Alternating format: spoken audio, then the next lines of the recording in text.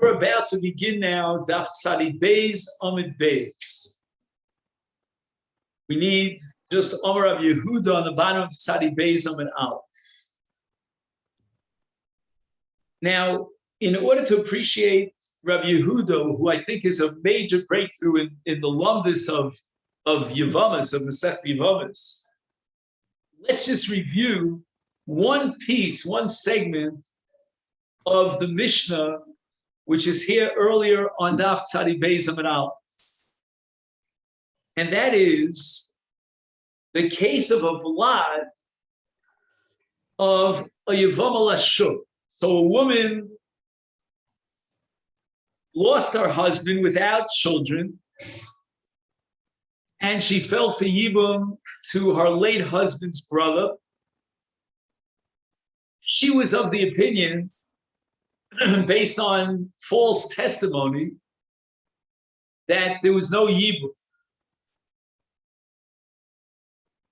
And she went ahead and married another man.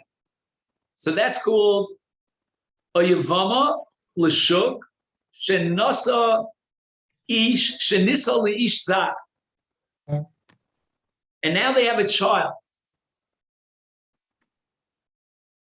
And there's a machlokas that we're going to study between Rav and Shmuel. Number one, would there be tfisas kiddushin? Does the halacha recognize the validity of the marriage between her, the Yevama, and the Ish Zar? And as a spin-off of this machlokes, what would be the status of the child? Is the child a mamzer or not? And in the world of Ichus and Psulei Kol, there are two sides of a coin, and they're always interconnected. One side is there Tfisas Kedushin? Is there not Tfisas Kedushin? And the other side is the child from that forbidden marriage a mamzer or not? And these are two sides of one coin, because if the answer to the first question is that there is no Tfisas Kedushin, that the relationship between him and her is such a powerful Isser that the Torah doesn't even recognize the marriage, like a man who's Makadosh his own sister, then the child of that marriage is a mamzer. If, on the other hand, the Isser that forbids their marriage is a second degree Isser, it's not as chamur, and therefore it doesn't bust up the marriage, it is still Tfisas Kedushin, then the child is not a mamzer. So, for example, we have the Shita of Rabbi Akiva, the famous Shita of Rabbi Akiva, who maintains that Chayvei Lavin ain't Kedushin Tovseben, which would mean that if a Kohen Gadol would marry an Albana, or a Kohen Hedjot would marry a Grucha, ain't Tfisas Kedushin. Despite the fact that there's no Iser Karis involved, it's only a low level, meaning an Iser Lav, but Ein Kedushin Tosa B'Chayvei Lav. The corollary of that is that according to Rabbi Akiva, the child born to Chayvei Lav is a mamzer. As we said before, if Ein Tfisas Kedushin, then the child is a mamzer.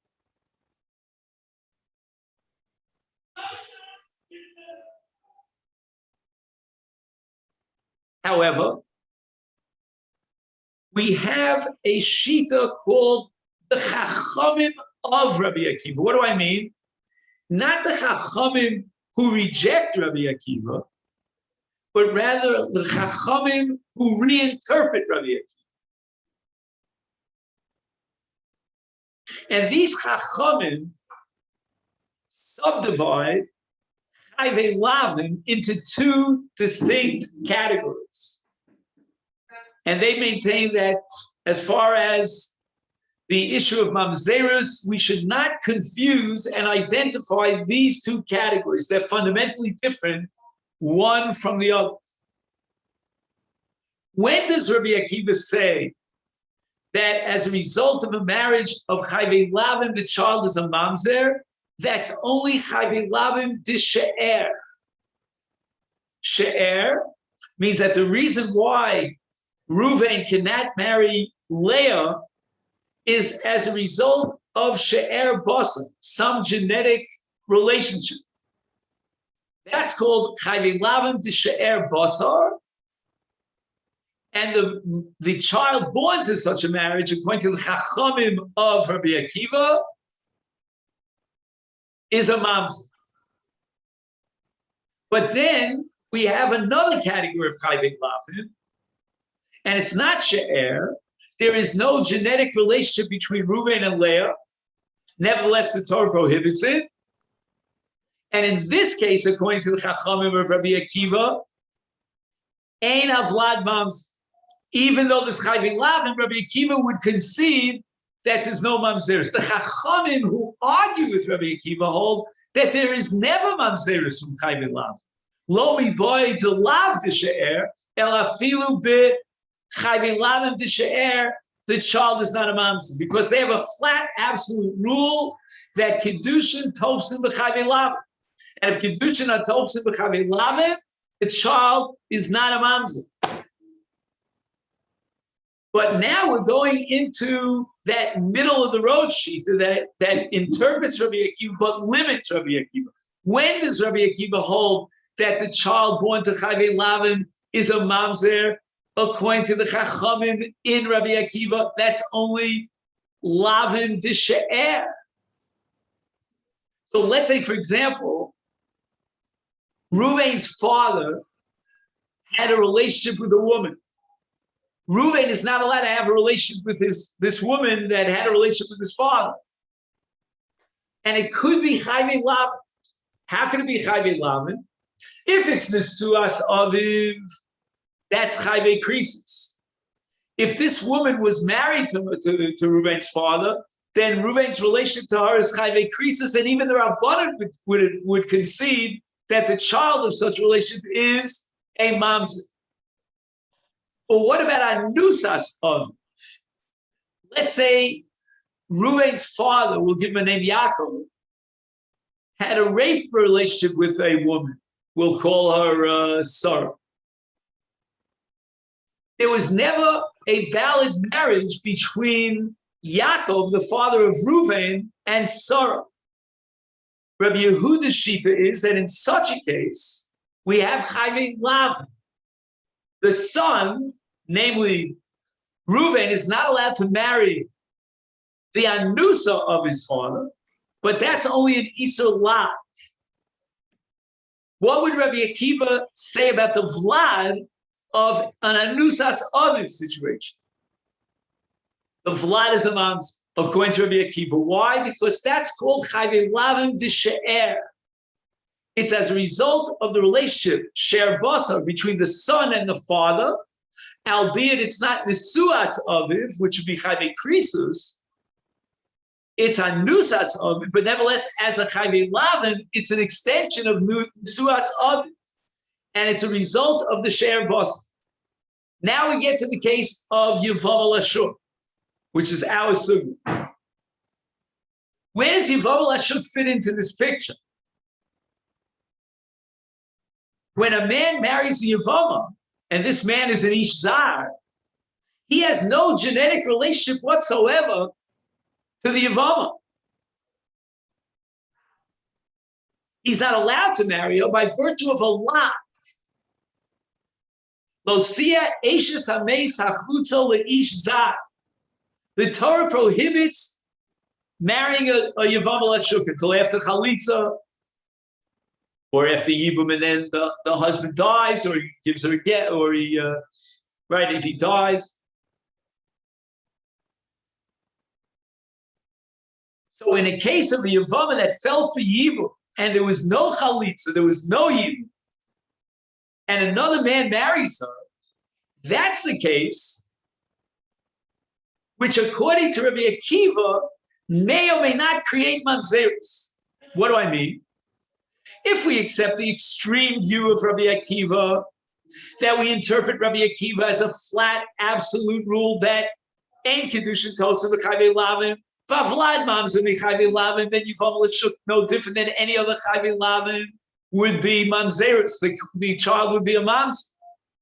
But if I accept that middle shita that interprets Rabbi Akiva in a limited way, and Rabbi Akiva would only generate mamzeres from chayvei lav if it's the she'er, then Yevamal Ashuk clearly is not lav the she'er, and therefore the child would not be a mamzer.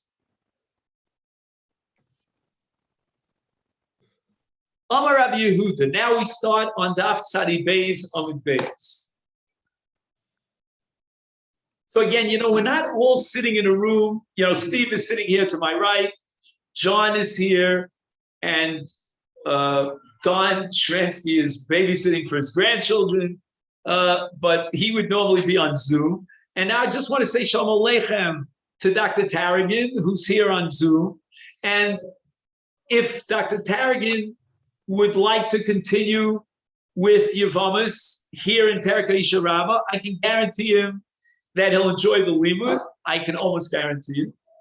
And if not, we can talk about the next Perek, which is also a very fascinating Perek, and that's called Nosin al Hanusa. That starts in Tzadi Zayin. But I think for the meantime, until we know otherwise, we're going to stick to Ha'isha Rabbah. And again, I feel very close to you, so therefore, in a way, it's a she'er, so we can continue to go on. So therefore, I think we should, for the time being, we'll continue here in this Perek. And again, it's my responsibility to, as I always try to do, to bring you up to date if you missed a different shir and so forth. All right. Amar Rav. So Rabbi Yehuda is now quoting his Rebbe Rav. B'nayin she'ein kiddushin tosid b'yevama, the Torah will disqualify kiddushin in the case of an ish zar who marries a yevama. Now this is fascinating because what do you mean b'nayin? Whose shita are you accepting? If you're accepting Rabbi Akiva, so at least the extreme view of Rabbi Akiva is that ein kiddushin tosa b'chayvei lav, and that means any type of chayvei lav, whether she'er or lav the she'er. So even if I grant you that Yevamal Ashuk is lav the she'er, because there's no genetic relation between this ish zar and the Yevama, but nevertheless Rabbi Akiva has a flat rule, absolute, says that there's no kiddushin tosa. So why would Rav in that case ask the question b'nayin? This is just another application of a universal principle that there's no kiddushin tosa b'chayvei lav. Elamai, we have no choice but to assume one of two possibilities, and they're both excellent. I wouldn't differentiate one from the other. Either Rav is maintaining the Rabbanan de Rabbi Akiva, which means that only in the case of chayvei lav and she'er is the child of mamzer, and Yevamal Ashuk is not a she'er. Or we're going to the Chachamim who completely rejected Rabbi Akiva and hold that ein kiddushin tosa b'chayvei krisus, but not in chayvei lav, and there's no mamzeres from chayvei lav. Now I begin to understand Rav. Rav is asking a fundamental question. Is it possible that Yevamal Ashuk is an exception to the rule? Forget about the extreme Rabbi Akiva, who would apply the rule even to Yevamal Ashuk, and we have mamzeres here b'chayvei lav. But let's go according to the shita that Rabbi Akiva himself is only limited to chayvei lavim of she'er, and this is not chayvei lavim de she'er, according to the Rabbanan, who completely reject Rabbi Akiva. There's no mamzeres b'chayvei lavim, period. But yet, in the case of Yevamal Ashuk, Rav says, guess what? I have a alfusa, and Yevamal Ashuk is the exception to the rule, and ein kiddushin tosa b'Yevamal Ashuk, and the child is therefore a mamzer. Shenemar lo siyeh eishes hameis hachutza lishar. So I'm going to play a dramatic game over you. I'm going to imagine that Rav is sitting here, and he's a Talmud of mine, so I can talk to him b'chutz b'neira. And I would say to Rav, tislach li chabibi, you're making a big mistake. When the Torah says lo siyeh eishes hameis lishar, the Torah is not talking about a person who went ahead and married a Yevamal Ashuk. The Torah is just warning him, this is what you call an azhara, not to marry an ish zar. And if there is a marriage with an ish zar, then he'll get malchus for that, because he violated the law of losia leish sameis lisar. But fakert, the opposite is true. The Torah will recognize that marriage. And because you created a marriage b'isur, therefore, the Torah is saying that you'll get malchus for that. But it's only because the marriage is valid. Says Rav, no. The Torah uses the word tihya. And that choice of the word tihya is a very, very deliberate choice. Lo tihya ba havaya lizah. The Torah is telling you much more than just the law and the violation of one of the various, Ramach and Loza says in the Torah. The Torah is telling you that the Kiddushin itself is not valid. And that's why the Torah chooses the word tiyah. And I'll prove it to you. Because when the Torah prohibits machzir grushaso, a man who divorced his wife, and now he wants to remarry his wife, the Torah says, what does it mean, because she got married to another man. The word haisa is a very technical legal term in the Bible and in Torah Sheba'al Peh as well, in the halacha world. It means havaya is kiddushin. For example, remember that a shtar kiddushin, right? You can marry a woman in 3 ways, requires lishma. How do we know that the shtar has to be written lishma? Maybe it was written for Reuven and Leah. My name is Reuven, and I want to use the shtar for my, fiance whose name is Leah. No, I can't. It's not written lishma. It was written for a different Reuven and a different Leah. How do we know this? Zera Shama of Havaya Liyatzir. That just like the Torah says, because of law in Sefer Krisus, and law means lishma, so too in Sefer Kiddushin, law means lishma. The shtar Kiddushin has to be written lishma. And that's based on the fact that there's a Zeret Shava of Havaya Liyatzir, or shall we call it a Hekesh Havaya Liyatzir. Yitzir meaning Gerushin and Havaya meaning Kiddushin. Therefore, according to Rav's reading of the Torah, Lo Siyah L'Isar, the Torah is not only prohibiting the marriage, but it's also telling us that the marriage is not valid. And even though Rav is really entering into another sugya, an issue in the Gemara in Tmura, one of the most famous sugyas in Shas, of Kol Man De'Omer Achmona Lo Avidi Avid Mahani or Lo Mahani. Let's assume he Avid Mahani. That if the Torah tells you you're not allowed to, let's say, sell land during Yovel, and the question is whether the sale is valid or not, we're going to say he Avid Mahani, even though he violated the Isur. Nevertheless, it's a valid Mechira, and the Torah recognizes that Mechira, and there are many, many nafkaminas to that Machlok Shin Abai V'Rava. But nevertheless, even though he Avid Mahani, in the case of Yibum, he Avid Loman, because the Torah says, Lo Siyah L'Eishes HaMeis L'Ish Zah, Achutza L'Ish.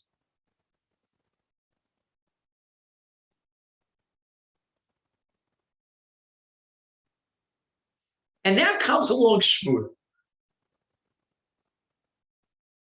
Shmuel is in a state of ambivalence. On the one hand, he hears Rav and he understands the logic of Rav, but he's not convinced. He's on the fence. And that generates a suffix in the mind of Shmuel.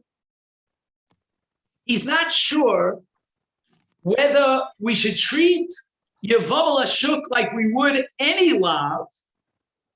And again, we're going according to the Mandiyama who says Kiddushin Tovsim B'chayvim Lavin, or should we accept Rav's reading that Yevamot Ashuk is not your classic lav, it's the exception to the rule. And maybe if it's the exception to the rule, then if somebody comes along and marries this woman, Yevamal Ashuk, then Rav is giving us a kula. Now, how can I call Rav a kula? The answer is she doesn't need what? Doesn't need to get from the Ish Zar.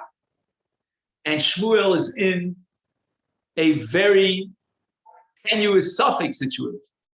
You want to tell me, Rav, that the Torah, by using the word tia, means she doesn't need to get from the Ish Zar because the Torah doesn't recognize that marriage? I'm not willing to go that far. And he uses the word ba'ani yusenu. What is ba'ani yusenu in our poverty, ani yusadas? We're not sure. We're really confused about it. And therefore, tzricha get. She's in a suffix situation. I don't know if this marriage is valid or not. I'm going to require a get. Because on the one hand, I'm going to maintain the position that Kiddushin Tofsim B'chai Ben Lav. And the Torah recognizes this marriage. She's an Eshes Ish to the Ishzar. If she would marry another man, she will put her to death for the violation of Eshes Ish.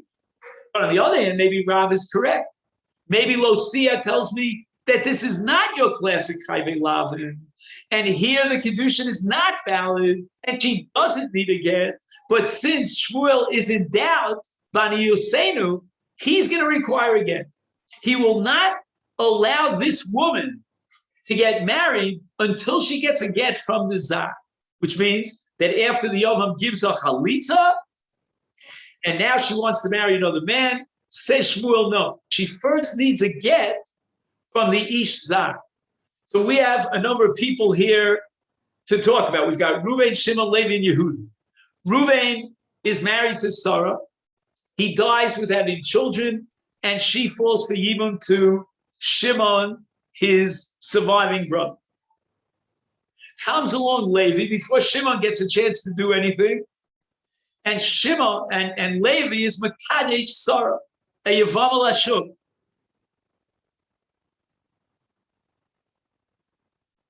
And now we have Yehuda comes into the picture. And Yehuda wants to marry. Wait a second. Before Yehuda, and now Shimon gives chalitza to Sarah. So we had Reuven was married to Sarah. Reuven died without children. Levi went ahead and married Sarah, and then Shimon gave her chalitza. Now Yehuda wants to marry Sarah.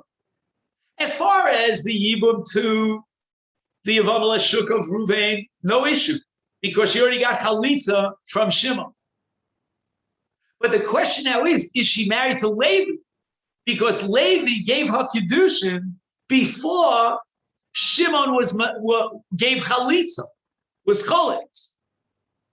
Shmuel says that I'm not going to allow Yehuda to marry Sarah until such time as Levi gives her a get, meaning she needs both chalitza from Shimon to terminate the zika to Reuven, and she needs a get from Levi to terminate the ishus to Levi, even though Levi married her when she was a Yevamal Ashuk.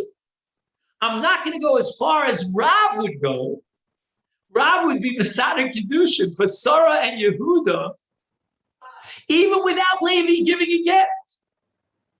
And I would go even a step further.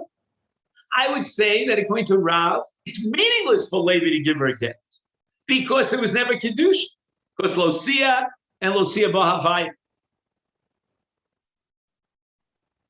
Mesafkele l'Shmuel, Hi Losia Eishes Hames. How do I understand this puzzle? Ila lav hu diasa, ida lo tafsi be kiddushin hu diasa. What is the Torah teaching me? And I don't know. Two viable possibilities. I'm at a crossroads. Losia Eishes Hames, lil lav hu diasa means that it's just telling us that there's an Isur Lav on the Kiddushin to Yevamal Ashuk, to Yevamal Azar. However, it's only Chayvi Lav. And in Chayvi Lav, the Torah says that if he went ahead and he violated the Lav and he married her, the Kiddushin is Chal and the Ishus is Chal. She needs a get. Or no. Maybe Rav is right. And what is Lo Sia telling me? Lo Tafsi Bei Kiddushin. It's teaching us that there's no Havaya and that the Torah doesn't recognize this marriage of an Ish Zar to Yavam Lashuk. And even though, as a general rule, Kiddushin are Tovsim B'Chayvei Lavin, but here the Pasuk is teaching on me by using this very definite word, this technical legal word, Osia, that here ain't Kiddushin Tovsim B'Chayvei Lavin. And therefore, the marriage to Ish Zar, we call them Levi, is not valid. No need for a get. I just want to make two comments. One is Muvan Me'elav, and that is, when we first approach Rav, we think Rav is coming up with a chumrah, because Rav is saying that as opposed to all Chayvei Lavin, where there is Tfisus Kedushin, here we have a chumrah in the Chayvei Lavin of Yavam Lashuk that it undermines and completely torpedoes the Kedushin. But in truth, that's not right. Rav is a kula, because Rav is saying that the Torah doesn't recognize a marriage. And whenever the Torah doesn't recognize a marriage, that's a kula because he doesn't need a get. But that's wrong as well. The truth is that Rav is both a chumrah and a kula. Because Rav says, Minayin shei kedusha tosa b'yavama, means that therefore the corollary is that the child of such a relationship is a mamzer. Shmuel, on the other hand, again, on one side of Shmuel, the side in which the purpose of Losia is just for a lav, he's going to be machmir in requiring a get because we recognize the condition. But on the other hand, he places Yavam Lashuk on that side in his suffix into the general category of Chayvei Lav, if the child would not be allowed. That's point number one. So again, just to summarize, Rav has both a kula and a chum. But now I want to make a different point in time. Lefi ani is tight. And please argue with me if you don't agree. The Torah says, according to Rav, that in this case of Chayvei Lavin, namely Yavam Lashuk, ain't Kiddushin Tos. Why is that so? Now, I'm not asking a philosophical why. When I get up to the Kisei HaKavod, I'll ask the Rebbeinu Shalom. Maybe he'll give me an insight. I have many questions to ask. I'm asking a halachic question, meaning within the framework of halacha and the mechanics of issues, why would Yavam Lashuk be different than Almana L'Kohen Gadol or Grusha L'Kohen Hedjod, or if a man marries a mamzeres, a krushivcha, and we can give a whole list of Chayvei Lav. Do you have any sense on that? Why would it be? Excellent. I've said this over and over again. We're going to change the name of this Masechet. It's not Masechet Yevamot. It's Masechet Zika. The whole enterprise of Yibum is based on Zika. What is Zika? It's an amazing concept when you think about it. The Gemara tells us later on in Masechet Yibum that if the Yavam falls from a high, again, I can't imagine engineering this, but he falls from a third floor apartment and he falls onto the Yavam. Kana Os. He was Makai in the midst of Yibum. And she is an Ashes Ish. How in the world could she be an Ashes Ish? Kedusha requires Das. And the man had no Das. All he has is a Maisa beer without Das. And the answer is Zika. But the truth is, any question you ask in Masechet Yevamot, the answer is always Zika. The Zika means, it's an amazing concept, that the Isha's relationship to the late brother Ruvain still exists. When the Mishnah says at the beginning of Kiddushin, Shekones Atzma b'misas habal, that's not always the case. It's Kona Atzma b'misas habal if there's a child from that marriage, or there's no brother, and there's no Yibum. But Misas Habal, in the case of Yibum, means that the Ishus now takes on a different form. It expresses itself, manifests itself in what we call Zika as opposed to full-fledged Ishus. So from one perspective, Misas Habal is a matir because it lowers the level of the Isa to Chayv Lavin. It's no longer a Chiv Misa. But on the other hand, the vestige of the original Ishus now expresses itself in the Zika to the Yomam. And what the Yomam is doing is he's going to fulfill the mitzvah of Yibum, and he's going to bridge the gap between Zika and full-fledged Ishus. And now we have a machlokas Rav and Shmuel. Rav says that the Zika of Yibum is powerful enough. Let's say in a scale from 0 to 100, we'll call it 60 or 70% of Ishus. And it's enough of an Ishus to preclude Tfisas Kedushin to an Ishzar. As far as the Ishzar is concerned, she is still married to Reuben. And I'll prove it to you. The Gemara at the beginning of Ksubis has a suffix about Yesh Get Li'achar Misa. Can I, well, I don't want to speak in I, because I always get nervous about that, But let's say, can Reuven appoint a shliach to deliver a get to his wife after his death? So the Gemara Mordechai asks, what do you mean? There's no shlichus to a dead person. A dead person can't have a shliach. So Rashi says, the suffix of the Gemara is b'makom yibum.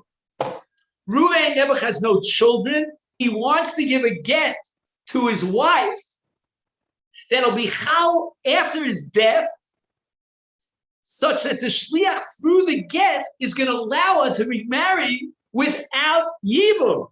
What are you talking about? How is the get can be chal? There's no ishus. The Mishnah says in the beginning, Kedushin, Kodes Atzma B'Misas Habal. Says Rashi, again, Lufi Adiyas Daiti, that B'Misas Habal is a case where there's no yibum, but if there's zikas yibum, then the ishus still exists. And Reuven, according to the Havamim in the Gemara to Maskana says no, there's no get on Zika. Zika has to be broken up by Chalitza. But in the Havamim, the Gemara thinks that get can operate not only to break up a full-fledged ishus, but how much more so a partial incomplete ishus of Zika. And therefore, he can appoint a shliach and write a get for his wife. The get will be valid and viable after his death to remove Zika. The very equation between a get during a person's lifetime and a get after his death in the case of Yibum indicates that Zika itself is Ishus. The Inyan of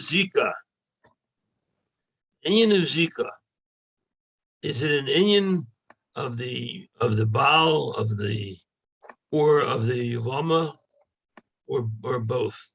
Is it an Inyan that possibly it's to a degree it's with the woman, but it's also with the person who's supposed to give the Yibum? Right. It could be that what we're doing is we're shifting the Ishus relationship between, let's call us Sarah and Reuven, to a relationship now between Sarah and Shimon. Shimon the Yavam is now picking up that Ishus of Reuven. So and Zika is an Indian of who? An Indian of the woman or an Indian of the man? Or both? Zika is the relationship between the two. It's the bond, like in chemistry, right? So, they have a bond. So it's both. So if you say that already, so then there's an Indian of Achar Misa. Correct. Because the woman is still there.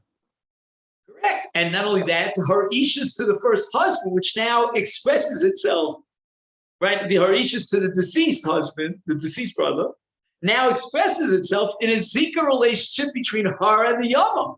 The Yavam is now, in a sense, putting himself into the shoes of his late brother, picking up the Zika, which is an ishus that his brother had with this woman we'll call her Sarah.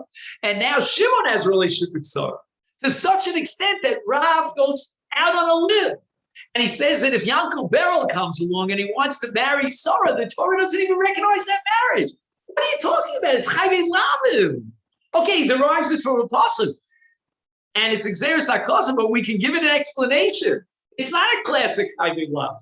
It's not just a bias isur that we're talking about, but we're talking about a bias HSE. I understand. What I'm trying to say is, if the Zika, if the case you gave before, that she was a Yevamot Lishuk, and he didn't give her, and Yehuda ends up marrying her. So where was the Zika before Levi gave her the Yibum? The Zika's on her, or the Zika's on him? Well, again, Shimon, let's say Shimon did not give chalitz. Right. Now Levi comes along. What happens to the Zika? At that point in time, what happens to the Zika? Again, until chalitza, the Zika is alive and well. It's viable. But who is it chal on? It's chal between Sarah and Shimon. Sarah is the Yavama, Shimon is the Yavam. They are bound together with the Zika. Where did that Ishus relationship come from? It's a bequeathed inheritance that came from Reuven, the late brother. Now Levi comes along and he offers Kedushin to a woman who has a Zika relationship to another man, because there's a Yavam here by the name of Shimon who didn't give Chalitza. I'll discuss with you later. I was going in a different mahalach. Okay. Oh, okay. But I'm just saying, I begin to understand why it occurs to Rav to derive from a pasuk that Levi's efforts to be Makadesh Sarah are met with futility, with futile. And the reason for that is because of the Zika relationship that she has to Shimon. And I just want to conclude the shir because we ran out of time. This sheet of Rav possibly could shed a light on another sugya. And this is a sugya not in the 10th parak of Yevamos, but a sugya in the first parak of Yevamos, which is the sugya of a sota. Now watch what happens here. Reuven is married to Sarah, and he gives her what's called kinu, and he warns her not to go into a private place with so-and-so. Sarah is not such a tzaddikus, unfortunately. I mean, not sorry, Menu, but this Sarah. And she went and violated the kinu. That's called stira. At this moment in time, the Torah says, "Vehi nitma." What does that mean, vehi nitma? She can no longer have a relationship with Reuven. Again, if she drinks the mei mararim and she comes out alive and well, that's a whole different story. But right now, Basher Sham, and again, this will apply in our time as well because we don't have mei sota, is an iser because she violated his kingdom. That's why, on the side, you have to be very careful. I tell this to a lot of people when you speak to your wife. Husbands get jealous and they say things, and it blurts out of their mouth. But this, sometimes a blurt from your mouth can cost you your marriage.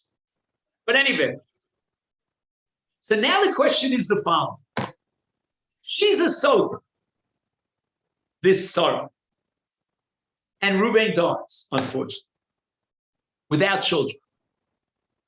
Does she fall for Yibum to Shimon? And the Gemara presents two opinions on this question. We're going to go now with the opinion that she does not fall for Yibum to Shimon. The question is, again, I don't want to get into this, whether she needs chalitza or she doesn't need chalitza. Let's assume she doesn't need chalitza, and there's one day that says Hatzara, meaning if Reuven was married to two wives, even Rivka, the second wife, doesn't fall for Yibum because of the din of Tzaras Erev. Guess what? If a man has a relationship with his wife who's a sota, he gets malchus for that. It's a chayvei lavim situation. Why would it be that in a chayvei lavim situation, there's no yibum and no chalitza? We have a rule of thumb that if a man is married to a woman in a chayvei lavim situation, then although if he dies without children, there's no yibum, but there's at least chalitza. Here we're saying that in the case of a sota, there's not even going to be chalitza. There's no yibum at all. And I'd like to suggest, please don't share this with anyone because I'm still thinking about it. And if I'm wrong, I'm going to look like very bad in the eyes of Talmidei Chacham. I know Dr. Tarragon is very close to a number of Talmidei Chacham in his own family. So let's keep it amongst our friends right now. I want to think about this. But the thought occurs to me that according to Rav, I really understand the Gemara. Because the entire essence of Zika is an Ishus relationship.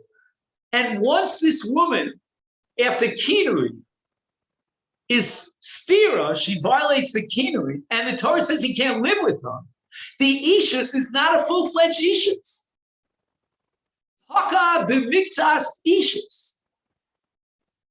Otherwise, why is the Torah saying that a man who's married to a woman can't live with her? Can you imagine? There are almost zero cases that fit that bill, that description, that you're married, but you're not allowed to live with him. Again, there's a nida, but that's only a temporary Isa. But now we're talking about a permanent Isa of Sota.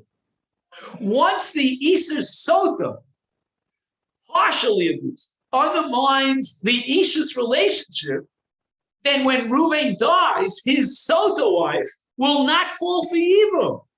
Because what is Yibum? It's Zika. And the Ishus itself is an Ishus to a Sota. I'm talking about the original Ishus of Reuven, which now soured and became a second-degree Ishus relationship. And as a result of downgrading the Ishus relationship to a second degree, there's not going to be any Yibum. Because Yibum requires a Zika to a healthy, full-fledged, genuine Ishus. All right, think about it. So tomorrow, B'Yitz Hashem, we'll continue here in this. So wish everyone. I won't spread the word. Okay, thanks. We'll keep it a